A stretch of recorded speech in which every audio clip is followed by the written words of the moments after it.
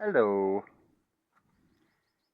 This reality is far more than most realize, and we are also far more than we realize.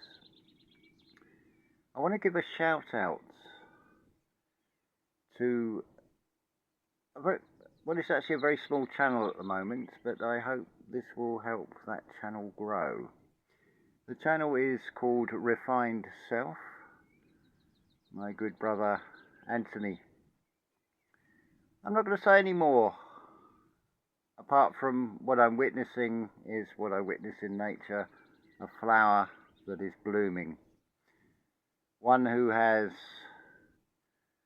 faced his fears and is now living the dream. But I suggest you talk to him to find out more about that, and it's not for me to say. So, a flower. I can't think of a better example of a flower than the sunflower, or the dandelion specifically. When it's in bloom, how it looks like the sun. When it turns to seed, how it looks like the moon. Then the wind will take those seeds away, which look like stars travelling through the sky. It's a perfect reflection. This world is actually perfect. Some of you may not agree with that. Some of you say, but what about this? What about that? Well, what about it? I would suggest it's more just the perspective. There's nothing actually wrong with any of it. When you look in the mirror, what you get is a reflection. So if you move to the left, it will move to the right from our observation of it. Of course, it can't do anything until we do something, because it is not a life. It has no life of its own. It is just a reflection. So I can look at this external reality, the material world, and I can draw a lot from that. There is very much a perception that those that are in positions of power wish to hold onto that power regardless. It's not coming from a benevolent perspective, it is coming from a self-serving perspective. But there is value in this, because what is that really reflecting? Just as the mirror reflects when you go to the left, the reflection that you observe goes to the right. Holding on to that power is again something to be internalized. That saying about standing in our power comes to mind. Another one is depression. If we look at the etymology, what does it really mean? It's a deep press on, so it's like a poke in the eye, into the third eye. It's pushing the eye inwards. But because these physical bodies and its interaction with the conscious mind is now receiving a sensation which, if it was we put it in terms of language, would be speaking an unintelligible language that we have no knowledge of when we first encounter it. But it is learning that language which is called feeling. What depression really is deep rest, going into your shell.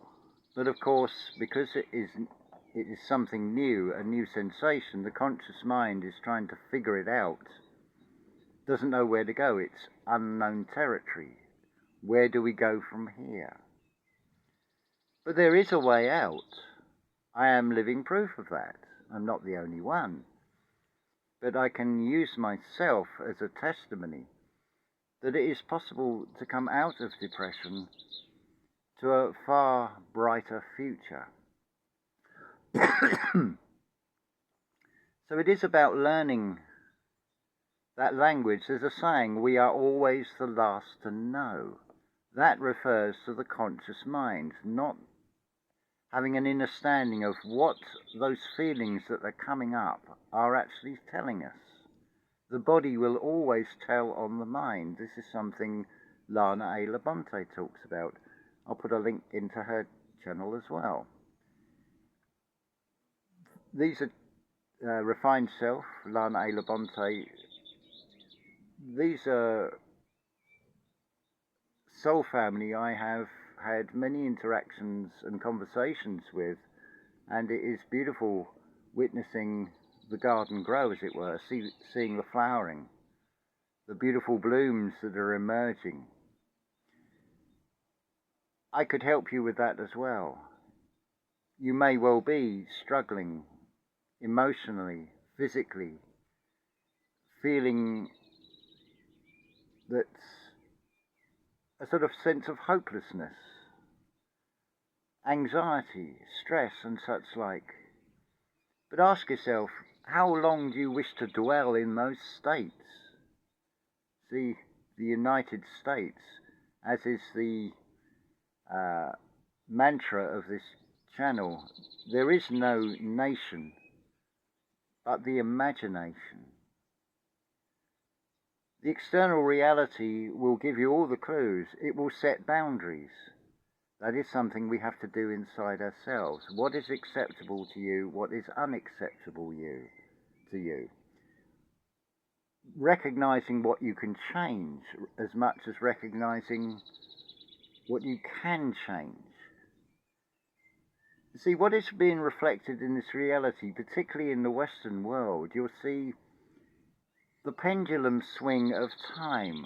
So, if we just have a very brief overview of the 20th century, look how it moved from a very masculine-dominated, nationalistic pride, an attachment to a nation and having to defend that nation against a perceived enemy, as it were.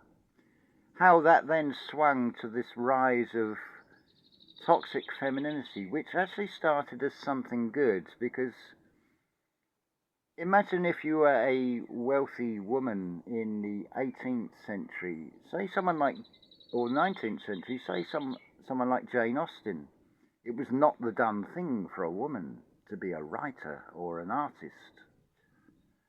So there needed to be this pendulum swing, but of course now the swing has gone so far the other way. So regardless of whether you're in a male body or a female body, there is this demoralization, this disconnection with the folk spirit, which is a sort of energy, a collective energy of commonality amongst us that needs to be rekindled, I would say. If you look at any nation, particularly in the Western world today, you will see there's all kinds of internal conflicts between sectarianism, nationalism, racism, sexism. They're all isms. But can you rise above that and not pick a side and just observe and move beyond that? Because these nations, these states, have an order of chaos by design. For us to see the reflection, what is it really showing us? What is there in it that we can benefit from?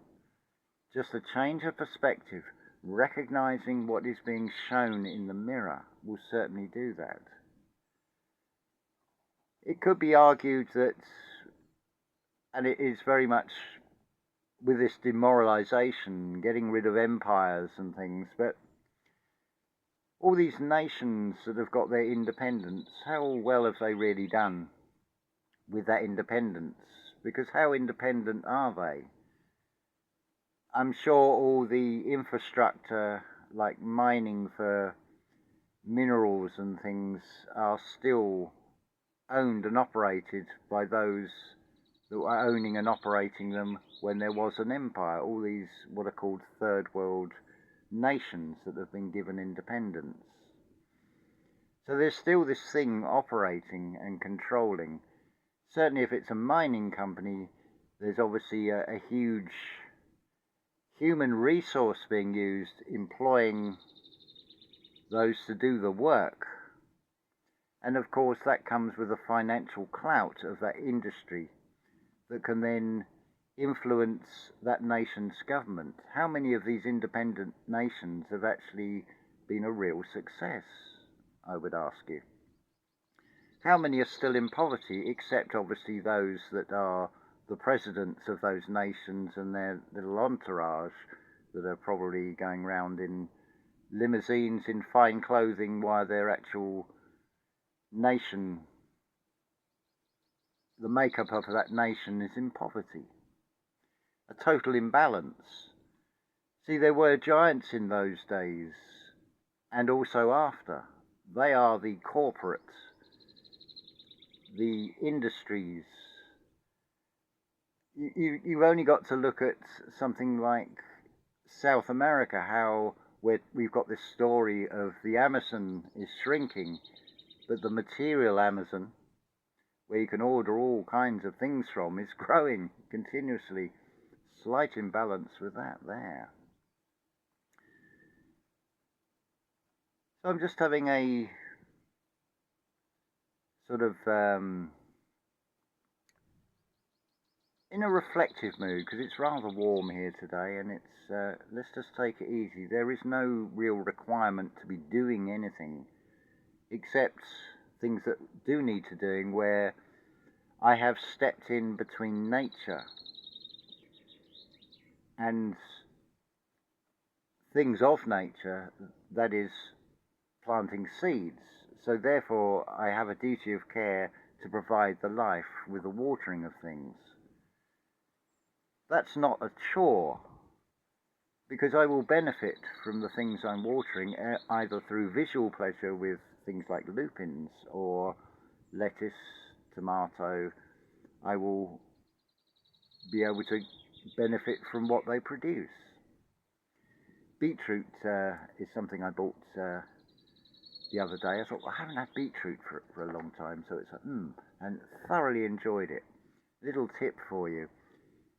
You can take a basic salad like lettuce or green leaves, tomato, cucumber and onion, put a bit of mayonnaise on, put a bit of vinegar, a little bit of vinegar and a little bit of honey as well, and various herbs and spices, rock salt, ground pepper, and you get this amazing blend of flavours and things. The sky's the limit. Use your imagination of what you can put together, because when it's ingested, it's all going to be mixed up anyway. And then the body has to process that and take out the goodness that it needs. It's extracting the goodness. So what about looking at the external and extracting the goodness of what is presented to you? But if you are struggling in any way, I would love to offer you a very different perspective, so you can see that this reality actually is perfect. It is doing exactly what it is designed to do. The recognition of that will change your entire internal structure and will create a new world order inside oneself.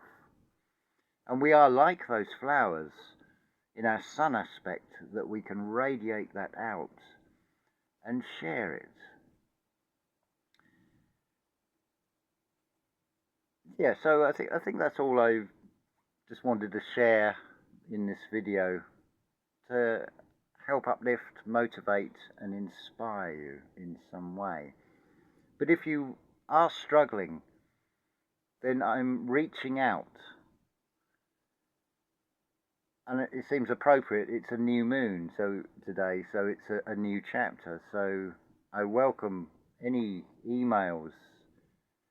Let's see what we can do. Here's a challenge. Can I help turn things round for you? Just purely by listening to what you have to say. By then saying, okay, you're seeing it this way. What about if you see it from this perspective? How does it then feel to you if I can give you a different perspective? One that I guarantee, it's a bold claim, yes, but I guarantee, because it is based on my own personal testimony of what this being has been through, and it is heart-centered from which this comes, the intention of this. So I invite you to send me an email, or through Messenger or WhatsApp or Telegram. Get in contact and let's see if I can show you that this reality is perfect and it is all there for you to find things from. So with that, I'm going to say unconditional love to you all.